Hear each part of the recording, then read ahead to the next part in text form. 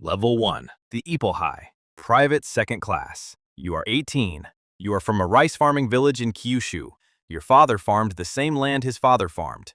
You expected to do the same. Then the letter came. Not a brown envelope like the British boys received. A red slip of paper. The conscription notice. Your mother wept quietly in the kitchen. Your father told her to stop. Crying brought shame. You were serving the emperor. This was an honor. 3 weeks later, you were standing in a barracks in Hiroshima Prefecture with 200 other boys who have never held a rifle. They shave your head. They hand you a uniform. They hand you an Arisaka Type 99 rifle that weighs 4 kilograms. They hand you a copy of the Senjin-kun, the Field Service Code, written by General Tojo himself. You memorize it. Every word. Never live to experience shame as a prisoner. Die and leave no ignominious crime behind you. You are paid 9 yen a month. A Japanese factory worker earns 40. You don't complain. Complaining does not exist here. Basic training is 4 months. It is not training in the way the British or Germans understand training. It is systematic destruction of the individual. Your sergeant hits you across the face with his open hand for holding your rifle incorrectly. He hits you again for flinching. He hits you a third time to teach you that pain is irrelevant. This is called Tekken Seisai, Iron Fist Punishment. It is official policy. Senior soldiers beat junior soldiers. NCOs beat privates. Officers beat NCOs. The violence flows downward like water, and nobody questions it because the emperor is at the top, and everything beneath him is hierarchy, and hierarchy is sacred. You learn bayonet fighting, not theory, practice. They bring Chinese prisoners to the training ground. Your sergeant tells you to fix bayonets. You understand what is being asked. The boy next to you vomits afterward. The sergeant hits him. You don't vomit. You don't feel anything. That is the point. They ship you to Guadalcanal in August 1942. You are 18 years old, and you have already stopped being a person. Level 2. The Itohai. Private First Class. You are 19. You survived Guadalcanal. That alone makes you exceptional. Of the 36,000 Japanese soldiers sent to Guadalcanal, 26,000 never left. Not all of them died in combat. Starvation killed more Japanese soldiers on that island than American bullets did. You know this because you lived it. You watched men eat grass. You watched men drink from shell craters. You watched a man in your unit cut meat from a dead American soldier. You didn't stop him. You understood. Your pay increases to 11 yen a month, 2 yen more to remember things you will spend the rest of your life trying to forget. You are promoted not for heroism, for survival. Survival in the Imperial Japanese Army is itself a form of distinction, because so few manage it. The new conscripts arriving look at you the way all new soldiers look at veterans, like you possess some secret. You do. The secret is that none of the things they told you in training are true. The Emperor's spirit does not make you bulletproof. Bushido does not stop dysentery. Spiritual purity does not neutralize American artillery. You keep this secret to yourself. Speaking it is treason. Level 3. The Heicho. Lance Corporal.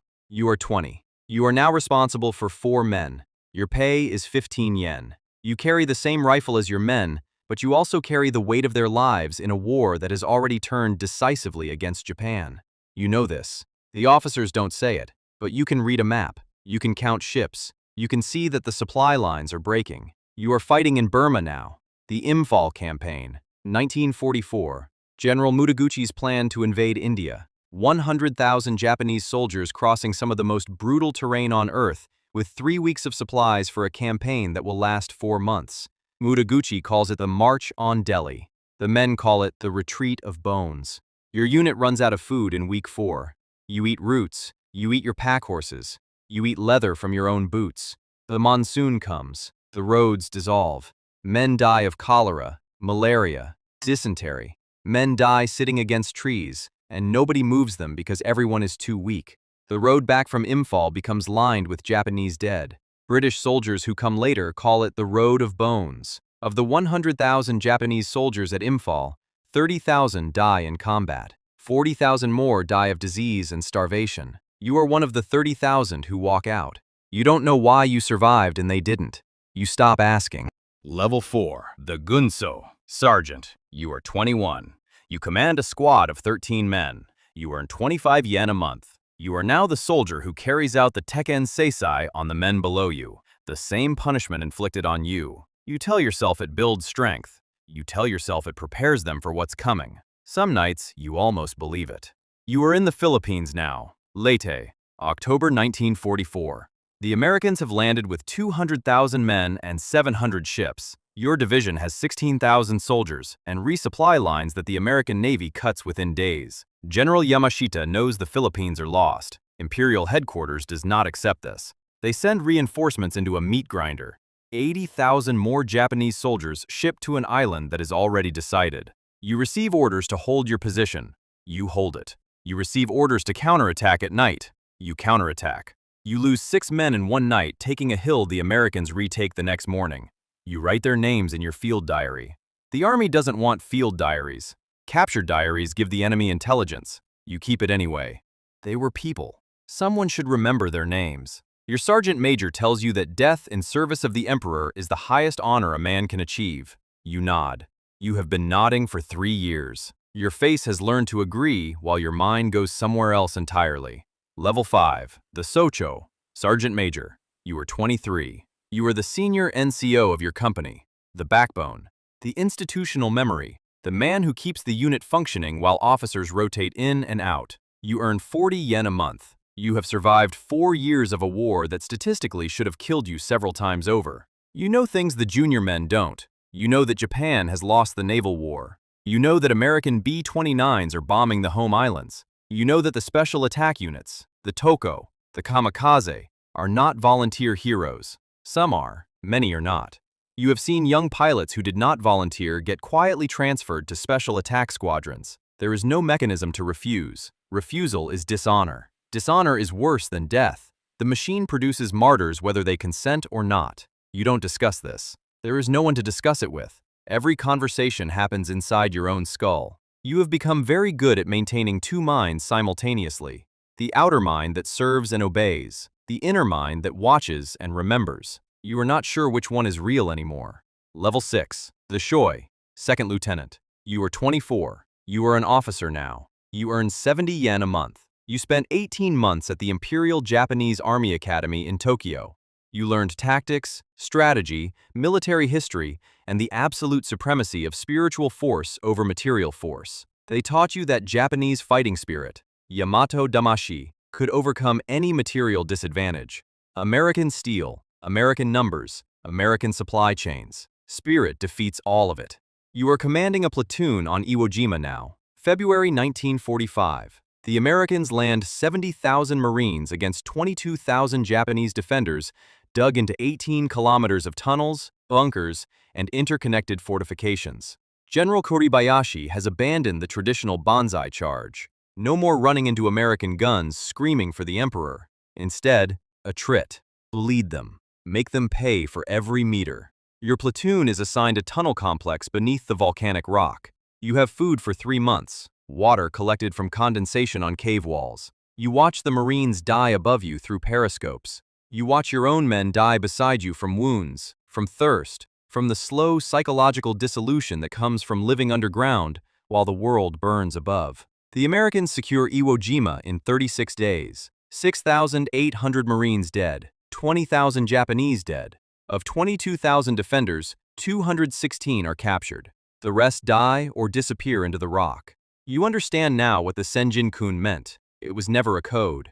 It was a sentence. Level 7, the Chui, First Lieutenant. You are 26. You command a company in all but name. Your captain died at Iwo Jima. There was no ceremony.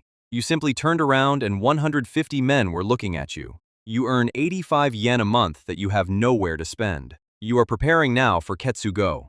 Operation Decisive. The defense of the Japanese home islands against the American invasion everyone knows is coming. You are stationed in Kyushu, the southernmost island, the first one the Americans will hit. Your orders are to take a suicide boat packed with explosives and ram it into an American landing craft when they come ashore. You will not survive this. The orders do not expect you to survive this. Survival is not the objective. You think about your village in Kyushu, your father's rice fields, your mother who put down her tears when the red slip came because tears were shameful. You wonder if they are still alive. The B-29s have been burning Japanese cities for months.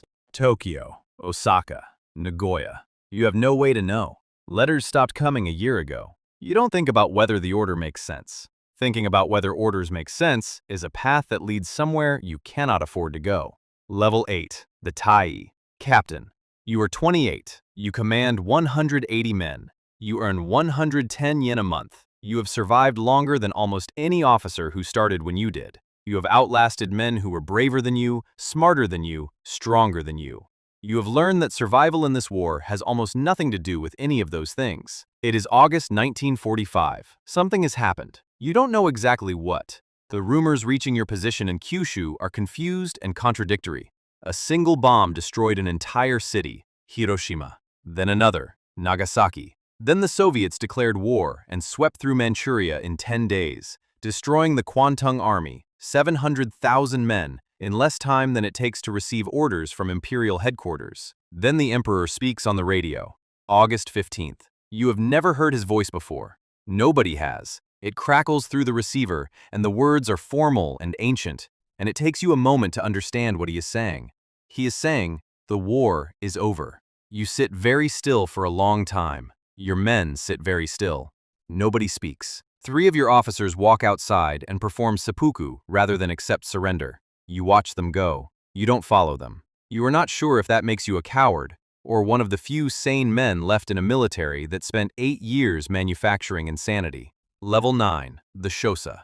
Major. You command a battalion. 900 men on paper, 400 in reality. The rest are casualties, desertions, men transferred to special attack units who didn't come back. You earn 180 yen a month coordinating the defense of an island that will now never be invaded. The surrender order reaches you on August 15, 1945. You spend 3 days verifying it is real. In the Philippines, General Yamashita's remaining forces hold out until September.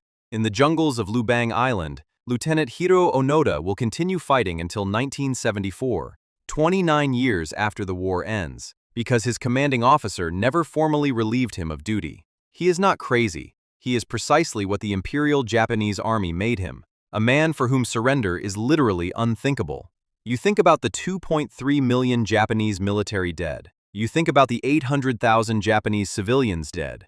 You think about the Chinese, the Filipinos, the Koreans, the Burmese, the British, the Americans who died in this war Japan started. The numbers don't fit inside a human mind. You stop trying to make them fit. You have 400 men looking at you for orders. You give the only order that makes sense. You tell them to go home. Level 10. The Taisho. General. May 1945. Germany has surrendered. Japan fights alone. You command a division, 20,000 men, in the defense of Okinawa, the last major island before the home islands themselves. The Americans land 180,000 troops. They bring 1,300 ships, the largest naval force ever assembled in the Pacific. General Ushijima digs his men into the southern coral ridges and makes the Americans bleed for every meter. The battle lasts 82 days. 12,000 Americans die. 110,000 Japanese soldiers die. 100,000 Okinawan civilians die, caught between 2 armies, ordered by Japanese commanders to kill themselves rather than be captured. Some do. Some are killed by Japanese soldiers for showing signs of surrendering. Some simply run and are killed by crossfire from both sides. On June 22nd, General Ushijima performs seppuku in his command cave rather than surrender. His final message to his men: fight to the last and die for the eternal cause of loyalty to the emperor. 20,000 of his men are captured anyway. They are confused to discover they are not executed. The Americans give them food, medical care, cigarettes. Some of them weep, not from gratitude, from the slow, devastating realization that everything they were told about the enemy was a lie. And if that was a lie, what else was? The war ends on September 2nd, 1945. Aboard the USS Missouri in Tokyo Bay, General Yoshijiro Umezu signs the surrender documents on behalf of the Imperial Japanese Army. His hands do not shake. His face shows nothing. He has spent his entire career learning to show nothing. 3.1 million Japanese military personnel died in this war. Another 800,000 civilians. The emperor, in whose name every oath was sworn, every order followed, every life surrendered, lives until 1989. He dies peacefully in his bed at the age of 87. The soldiers who survived came home to a country that didn't know how to talk about what had happened. They didn't talk about it either. They went back to their rice fields, their factories, their fishing boats. They raised children who asked no questions because somehow everyone understood that some doors should stay closed. The Senjin-kun said death was preferable to the shame of surrender. 3.1 million men believed it. The emperor who wrote those words lived another 44 years. Like the video and subscribe so you don't miss the next one.